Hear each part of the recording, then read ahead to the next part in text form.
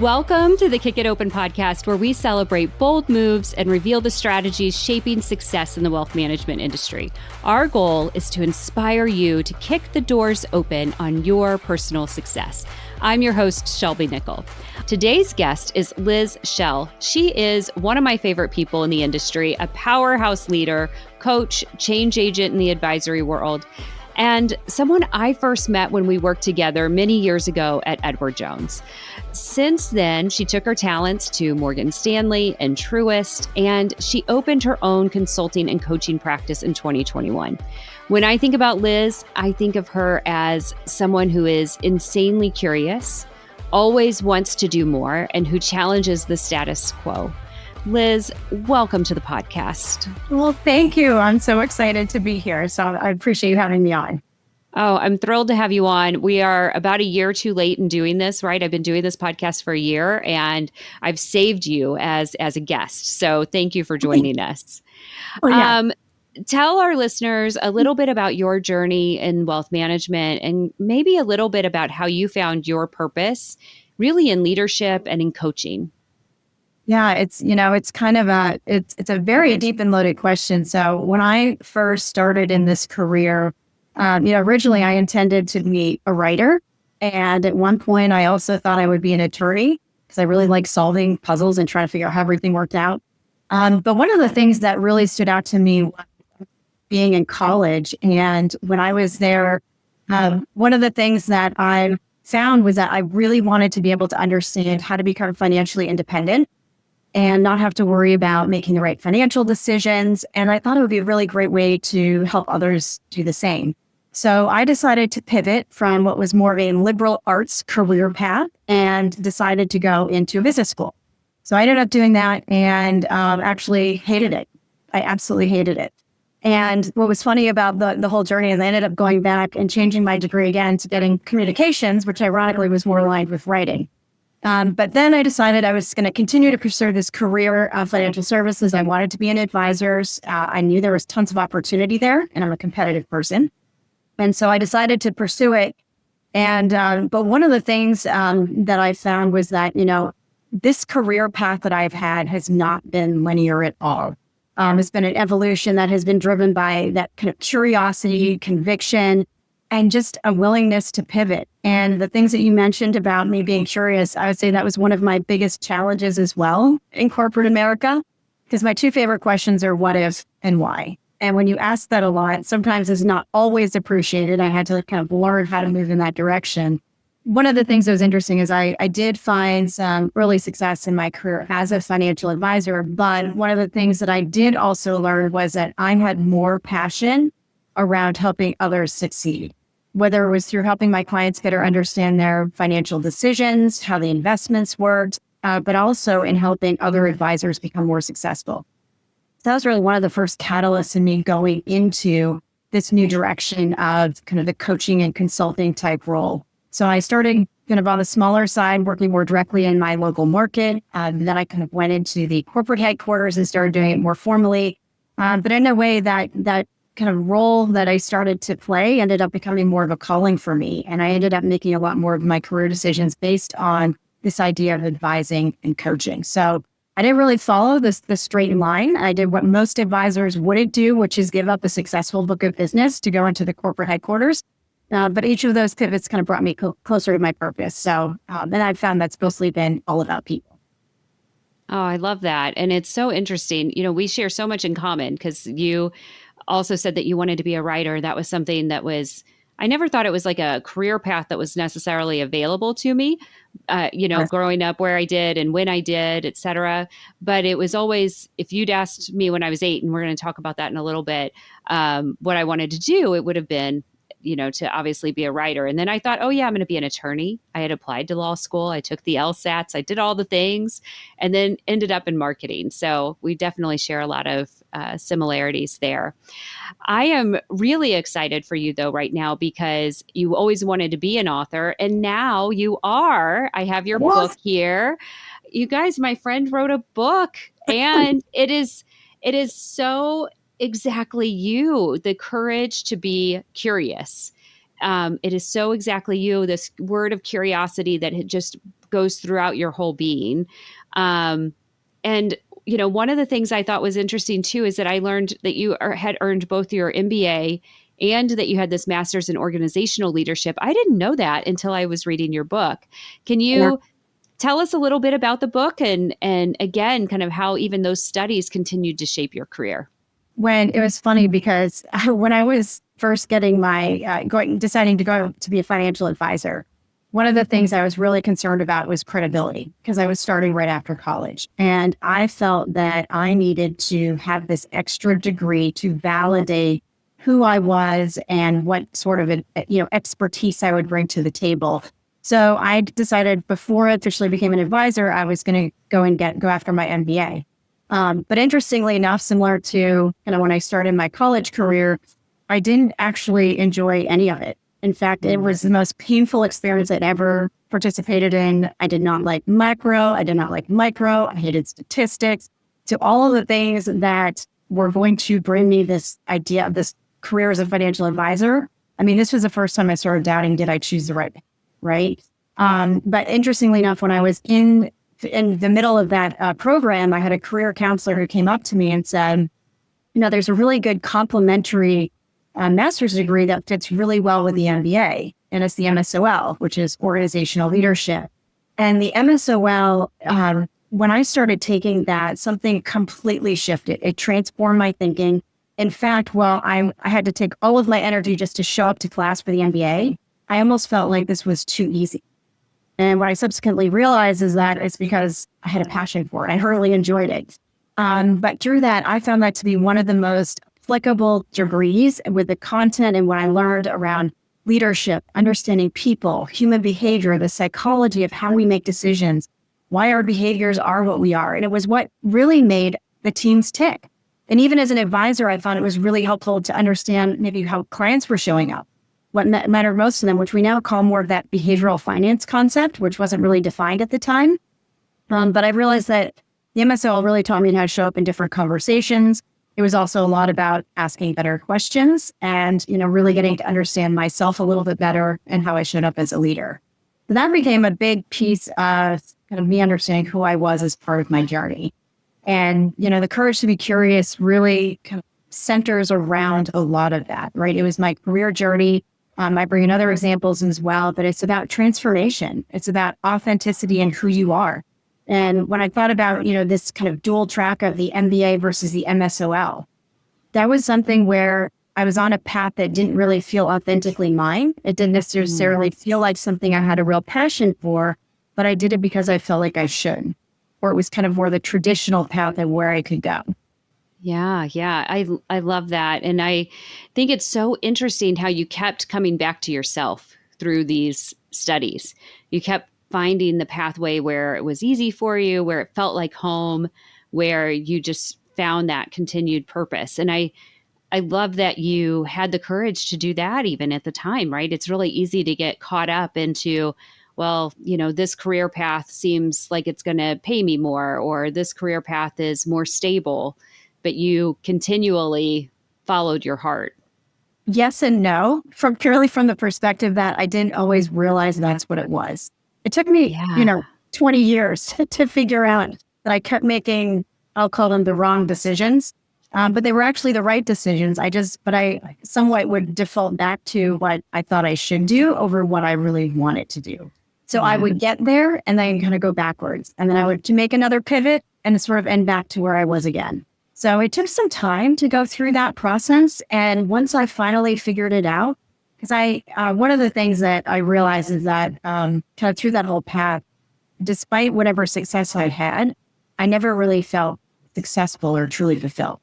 And that was a big catalyst for me. And the book really it was kind of like a therapeutic way of processing all of that. And another way of giving back and helping others say, like, all right, how can we reframe this? How can we think differently about our career and what's important to us, what we value, and actually tap into something that we're passionate about versus feeling like we have to continue moving forward?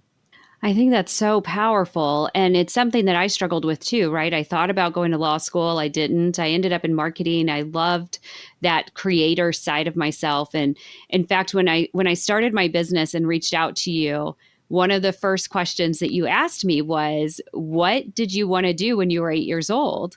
Yeah. And I remember I was so quick to answer that question, and I hadn't thought about that question really for a long time. But through my career, and I think this happens to so many of us, we do take roles, or we take on, in the case of an advisor, you might take on a client that is just not exactly what you want to be doing, or there's some other bigger thing that you also want to be doing. And we get far away from that core purpose and the core heart of us. And for me, I was a creator. I wanted to be a writer, and I'd gotten so far away from that. I was running a securities-based lending line of business and a margin line of business. Like, you can't get much further from creative, than running a lending line of business. So I think that's been so powerful. I think we both have had that journey, and I think so many people do. I really want to keep people to open and finding the agency to find that journey for themselves. How do you think you found your agency? Or is it just gosh, over time you become a little bit dissatisfied and then you have to go back to that purpose? It's just such a big pull. Yeah. When I was kind of going through each of my journeys, one of the things that I mistakenly thought was that if I changed so I relocated across the country 6 times. For some reason, I thought a change in geography would help me get that reset. But the reality was I just, traded the location or traded the name of the company I was on. And, but I wasn't really doing anything different. Mm-hmm. And I think the other piece was too, so you mentioned that about being in the lending side. So in my last role, I was working directly in Excel spreadsheets with a lot of the work that I was doing. And if you ask me, I'd even said in interviews sometimes, if there's something that you want me to do that has to be in Excel, I'm probably not your person. But that's kind of where I landed in the last role of my career. That was somewhat of a catalyst too. But, in going through the process of uncovering who we are and what we're most passionate about, I remember it was during COVID, excuse me, and we've been cooped up with both my girls, my husband, and one afternoon we decided to go to this place called the Art Cafe in Hilton, and it was fantastic. And the girls decided, let's go make pottery. And I remember thinking, okay. And in the back of my head, I had my phone, I had my device, and I was going to get on that and just answer emails while they were doing this pottery thing. And so what ended up happening was I showed up and they said, well, Mom, which piece are you going to pick? I was like, I'm not doing that. And they said, why? And I didn't really have an answer. So I kind of said, all right, well, let me just pick something out. So I picked something which I thought was most non-threatening, which was this bowl. And for some reason, I picked up this bowl and I went over to the board, and there was a thing of colors on the wall, and that's select your colors. My favorite colors are navy and white, so I picked my nautical theme, and I brought it over the table, and there was something that just triggered in my mind. And the trigger was, it brought me back to when I was in a ceramics class when I was about 8 years old. And that was the first time I really started thinking about, okay, well, what else did I enjoy doing when I was 8? And I remembered how much I enjoyed writing, and I remembered all these I loved being outside all the time and exploring and asking lots of questions. And I said, well, when the last time I did that? And I couldn't really remember. So that was the first time I started exploring it for myself. And then it was interesting because I was speaking to a lot of other people, and I said, what did you want to be when you grew up? And I found that about only 80% of the time, people could even remember. And yet most of them, we would talk and they weren't satisfied with where they were in their careers. So what ended up happening was I said, I'm going to do a little more research on this. So I started digging a little bit deeper. And what happens is when we are at that stage in our lives, we are innately curious. There is nothing holding us back at all. We do are ask questions like, why? What if? Right? My favorite questions. And I said, well, I ask those. And so, going back and looking at all of that information, it's before we were shaped by external factors and influences, right? It was pure innate curiosity. And it's where our hobbies and passions really begin to take root.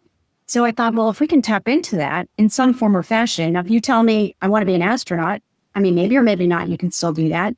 Because there's something about this level of exploration or, learning more about space or whatever it might be that can satisfy that curiosity or find that a way to put it back into your role so you kind of fall back in love with your business again. That was really one of the biggest triggers for me is when that happened. And I started just going a little bit deeper. It reminds me so much of a conversation, and she is going to be on the podcast as well, Susan Latremoy, and she works with business owners, especially around the time as they start to think about exiting their business and talking about how do you create a life after work, Yes. after you're exiting, that is purposeful and fulfilling and full, right? Yes. And in a very kind of holistic way. And so she, I know, teaches people to kind of go back to that 8-year-old self too.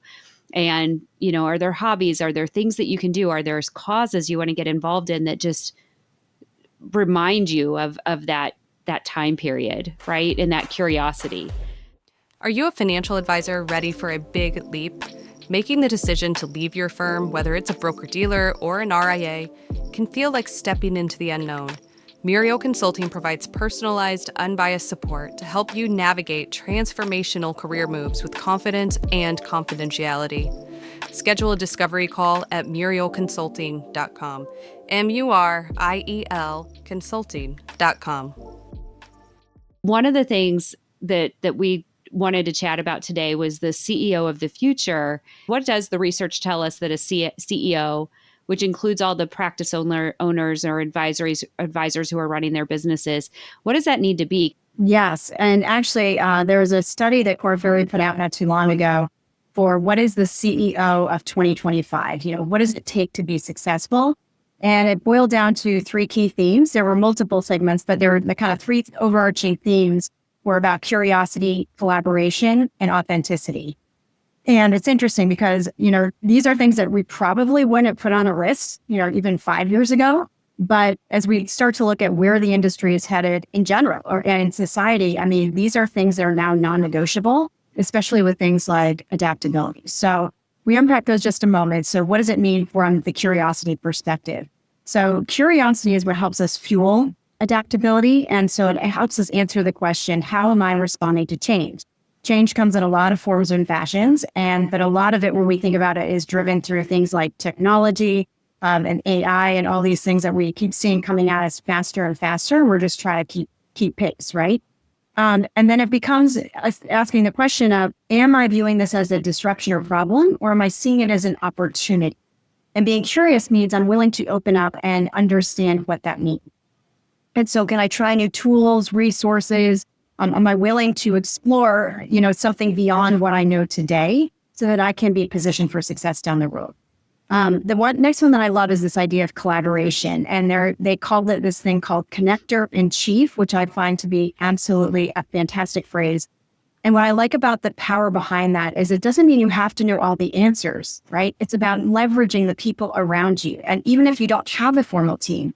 So if you're an advisor, how is it your CPAs, your attorneys, the resources around you, coaches, consultants, the people that are going to enable you to move forward, right? And it's cultivating the right types of partnerships and relying on others to provide insights and perspective, which allows us to explore things from a different lens and also aligns with curiosity. And then finally is adaptability. And adaptability and authenticity are things that I talk a lot about within the book. And the authenticity piece is, are we showing up as our true selves? When I started in the career as an advisor, like I told you, I felt like I was at a disadvantage because of my age, and I looked even younger at the time. And so I would show up, I wore this black suit or a navy suit, white colored shirt, nothing else, always professional. I wore glasses even though I didn't need them. And I created this persona of who I thought I had to be in order to show up. And in my meetings, I was all business. And it was at the point finally when I got engaged and my clients started noticing I was wearing a ring and they'd ask me the question. And what I realized is when I started talking about my more personal life and becoming more human and human-centric, the relationships became much deeper, much stickier, and much more valuable. And I found that to be translated across my entire career, not just as an advisor, but as a leader, as a partner, as a spouse, with my children. And so I think those things, when we start weaving in the human element to practice today, that's really what it's about when it comes to being a CEO of 2025. It's so interesting to think about that, plus the conversation that we were just having about, the authenticity and how do you remember what you wanted to be when you were 8 years old and bringing that through, right? It feels like once we lean into who we really are, to your point, we become so much more human. We get a little bit more vulnerable. Then people respond so positively. It's interesting too. I just want to elaborate on that too, because someone, just to make sure it's relevant for all, because some people might say, well, I'm not a CEO, but I do want to challenge that, because I do believe that we are all CEOs. We are CEOs of ourselves, of our clients, our business, our team. And so again, it doesn't just bleed into the actual title of CEO, but just how you apply yourself philosophically to everything that you do. Yes, this reminds me so much of a conversation that we had on the podcast with somebody that we both know also from Jones, which is Sheila Bast. And she talked about being leadership. And you are not just a leader when you show up at the office, you're a leader inside of the Starbucks line, and you're a leader of yourself. And certainly for a lot of advisors, there's a conversation happening out there around self-leadership. Yeah. As we think about self-leadership, what is, and I know your answer a little bit on this, so I'm totally teeing up this conversation for our listeners, but what is a practical way that folks can really increase their curiosity as they think about that self-leadership? This is something that I found a lot of fun. Well, first of all, I had a lot of fun with it, but it's also helped me completely transform my thinking. And it's something that I call a spark day. SPARK. It's an acronym. And so S is for when you stop and you just eliminate all the noise, the distractions, everything that gets in your way. The P is when you can pause and reflect on your goals. So it's a reflection of what's working, what's not. A is assessing where you are and then where you want to be, what's working and what's not. R is to reframe the obstacles. That's kind of that growth mindset component. And then the K is about kindling some of the new ideas. And the idea behind the Spark Day is creating some dedicated time just to think. There was this interesting quote I heard on a podcast the other day, and the gentleman said, it is absolutely impossible and the most uncomfortable thing for us today to be bored. And if you think about that, you're standing in the line at a grocery store. Everyone's looking down on their phones. When you're watching TV, sometimes you'll look around and there are people who are also on their phones while watching a TV show, right? We have an 8-second attention span. We have YouTube Shorts versus YouTube videos. So all of these things have just changed how we think, and it doesn't allow our space in our brain for us to just process, create, ideate, and we don't enable it because we're constantly using our phones. So the one rule with the Spark Day is that you dedicate a specific amount of time, at least once a month, preferably more, and you go in with literally just a notebook and that's it. And allow yourself the opportunity to become bored. Because most of the time our best ideas come when we're in stillness or we're out for a run or we're in the shower or wherever else that people are kind of in these relaxed states. And if we bring the phone with us, even if it's just to have from a timing perspective, you're going to see a notification. Inevitably, you're going to go down a rabbit hole. So the Spark Days would allow us to give ourselves permission to let go, be quiet, be still, and just ideate. So incredibly important. I was recently on vacation and my phone was stolen and I was having a really hard time unplugging, but the phone being gone, it forced my hand, obviously, right? Like, how do you get unplugged? Well, you have a pickpocket takes your phone. That's how you get unplugged on vacation. We recommend it on a regular basis, but yes. Right. We don't recommend it. Put it in your purse when you're in the market, all those things. But it's interesting to think about that because you do come back with a totally reset and refreshed set of thinking and ideas. Mm-hmm. It is so hard for us to kind of force ourselves to take that time. It sounds like what you're trying to do is build that into sort of the rhythms of every day. How much should somebody do a Spark Day? You said once a month they should be doing a Spark Day. What does that kind of look like? Yeah. And actually, it's funny too, because it sounds almost counterintuitive to say you have to schedule time to let yourself be creative, right? But I'm going to use your analogy about going on vacation. Most of us, when we go on vacation, how many days does it take for us to finally decompress? Yes. Basically when you, right? If you ever do, and then you come back, you've got 1,500 emails in your inbox, all these different things. So what happens is if we're not allowing ourselves to train our brain to think differently on a regular basis, we can't just all of a sudden turn it on at an annual planning meeting or a quarterly offsite. So the intent behind it is to train ourselves, to give ourselves permission to think in a different way on a regular basis. So in an ideal state, what we want to do is you still want to have maybe your daily huddles or your weekly team meetings. And even if you have a monthly strategy session as a team or for yourself to do some of your business planning, but incorporate that time if you can once a week. It's great. I try to do it every Friday where possible, just to kind of reflect and saying, well, what's working, what's not? How do I feel about the work I'm doing? Am I enjoying it, right? Am I working with the right types of content or people or whatever it might be? And what's the new thing that I want to focus on next? And so the more we can bake it in, then it'll enable us to have more impactful monthly meetings, quarterly offsites, and year-end planning sessions, which I also would highly recommend. Agreed. That year end, those quarterly reflections are so important. One of the things that you also mentioned was this idea of a free mind and a trained mind. Talk a little bit about that. That's mentioned in your book. Yes. And I thought this was so interesting when I was reading your book. Again, I'm going to go back to when we were younger and how we learned. So when we go back to early childhood and we started school, the way we learned was we were given a set of instructions. We had to do some work and potentially memorize, whether it was times tables or, facts and figures for history or whatever happens on the periodic table. But in essence, we're measured on the memorization of those facts and figures, and then whether or not we did it 100% correct or not. And that validated how successful we were. Yes. But what's interesting is that when you look at how we're learning, it eliminated a lot of the creativity and thinking. And I remember I would sometimes ask questions and it would be, well, you're kind of going off text, right? That's not for today. We're focused on these things right here. And so in essence, kind of stifle creativity. And even if we look at something like industrial arts, which we called shop class, we would make, different types of things. I remember making a clock for my parents and a stool and all kinds of fun stuff. Well, now it was actually moved to the vocational technical bit. Yeah. So we've kind of removed the creativity of some of these other pieces. It was actually separated from our school. It became a different building. So it wasn't even part of the regular curriculum. It was entirely separate. And a lot of times we hear about people who say, oh, I want to be an artist, or I want to become an actor. Well, we have the starving artist career. So we have in essence stifled our creativity. And what that's done is now we are thinking primarily from a linear perspective.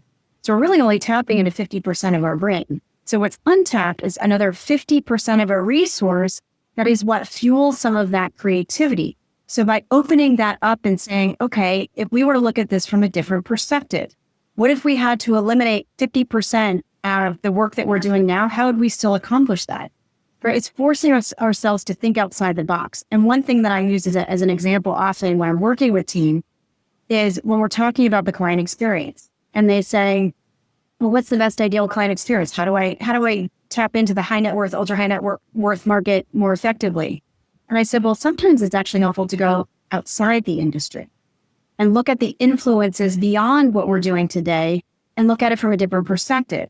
So you look at a company like Netflix, Amazon, all of those have disrupted consumer preferences and how we like to engage. We don't like to wait more than 2 days for a package. Sometimes it's the same day, right?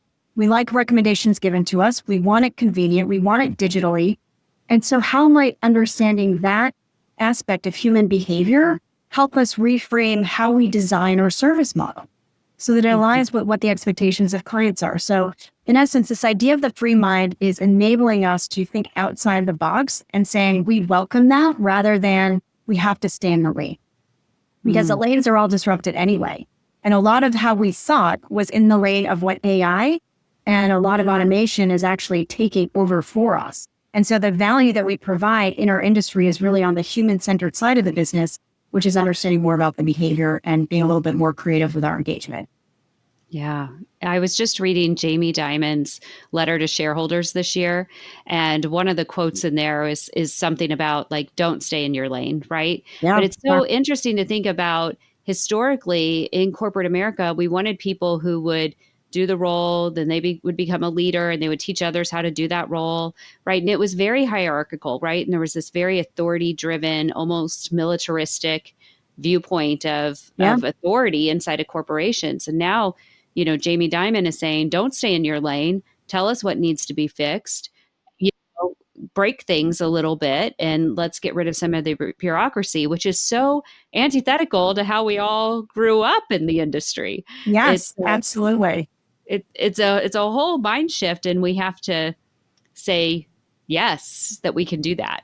So, oh, it's so interesting, but I can understand how people are frustrated by that change too, right? We've all been like, the way that you get the next role is by operating in the red box, and then now we've made the box blue and we're changing all the rules on people.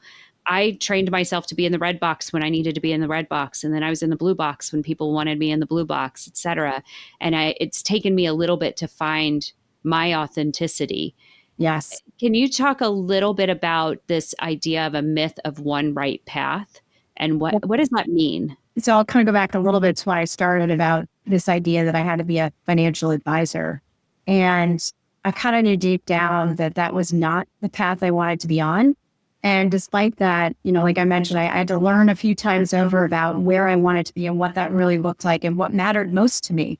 And so this, again, we've been kind of trained that we have to follow this singular linear trajectory about what our career path is, the direction we go. And it's about kind of money, title, status, scope of influence, whatever that might be, which are validating. But part of that is also all external validation rather than internal validation.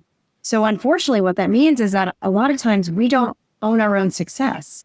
Right? It's defined for us. And that I was having a really hard time with because I wasn't feeling satisfied. So even if I achieved that success, I could look around the room and say, well, someone's always got something better or different than what I had. So it's that keeping up with the Joneses type concept.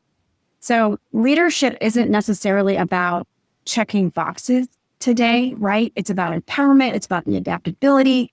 And it's really aligning with who you are and what's most important. And what I've found is when you start aligning more so with your values and your purpose, and you can see, what you're actually creating in the world and how it's making a difference, that's when you truly feel a level of success than you ever have before. And that's when all the other stuff follows, right? The money, the power, and the influence.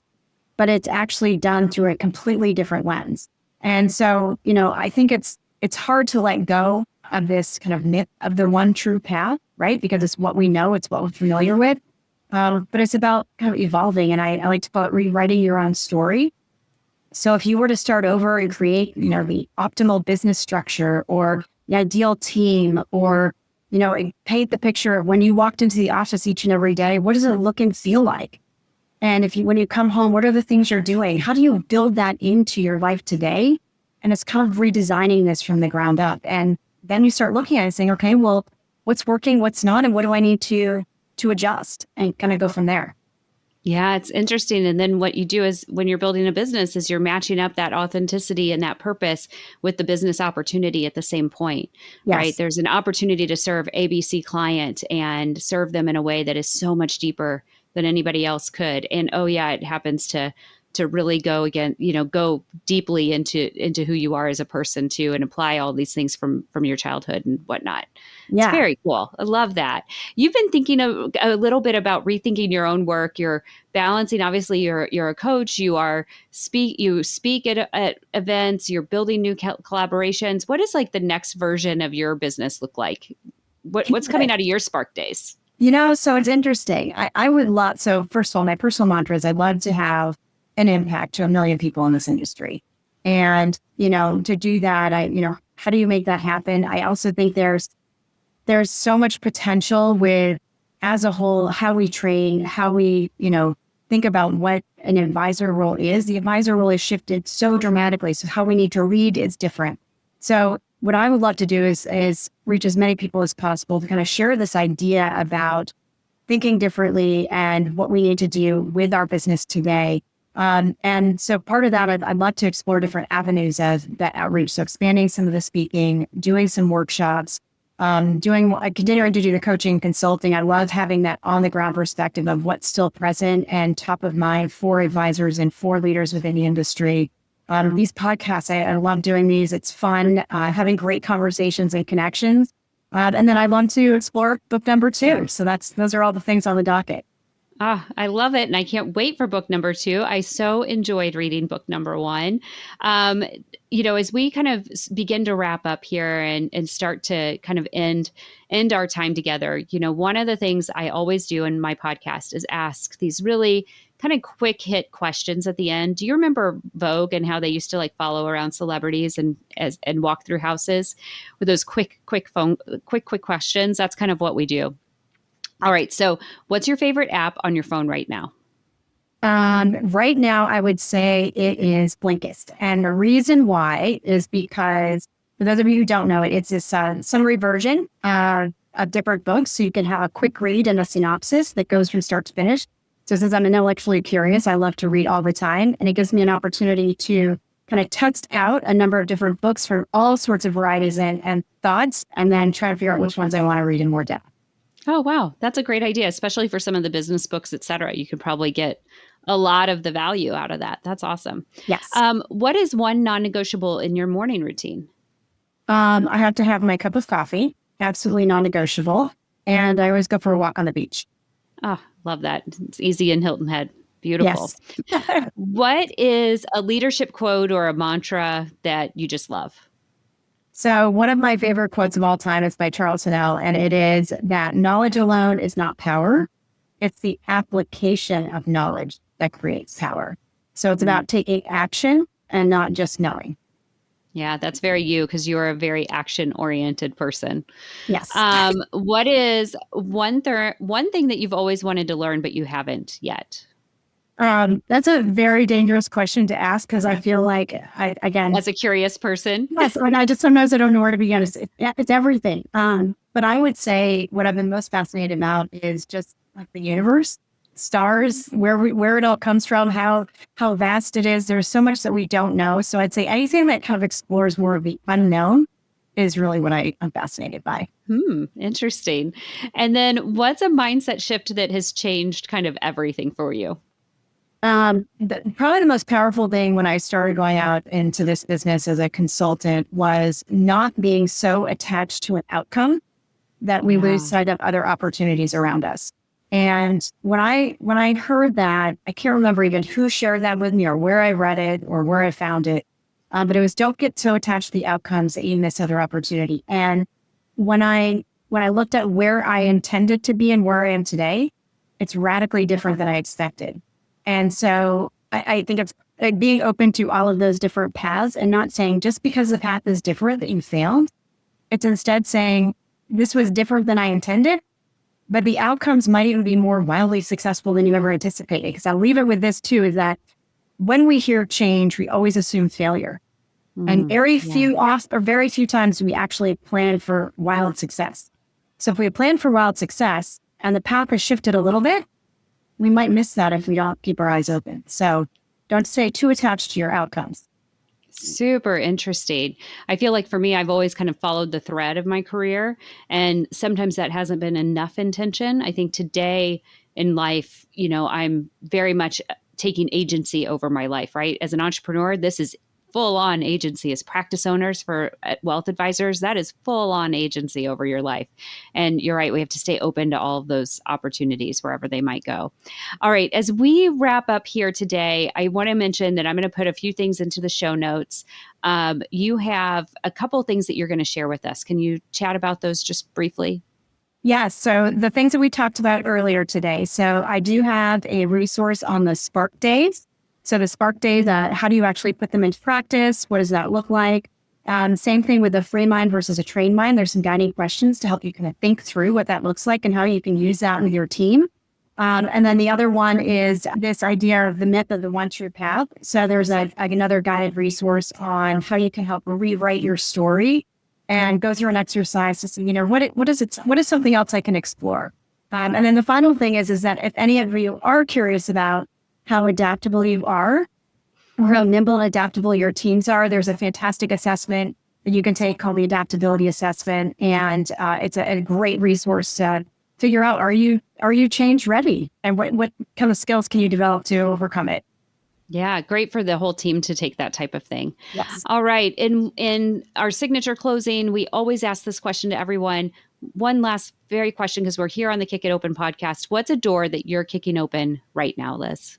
Oh, I want to help people think differently through adaptability and curiosity. So we're going to blow out what the traditional path of success is in this industry, because there is so much possibility, and we're going to lead with human connection. I love it. I love it. And for all of our listeners, I hope this really inspires you to think differently, to come into life with curiosity, with that authenticity, with collaboration, and take the steps that you need to achieve your ambitions. We are kicking the doors open every single day. Thank you, listeners, for being part of the journey. Thank you, Liz. Thank you. Until next time, everyone. Thanks for listening to the Kick It Open podcast. The Kick It Open podcast is hosted and developed by Muriel Network. Kick It Open is produced by Shelby Nicholl, edited by Aaron Sherman, graphic design by John Gallagher. If you found today's podcast valuable, please help us out by subscribing and sharing with your friends. Just click that little plus sign or the follow button wherever you get your podcasts.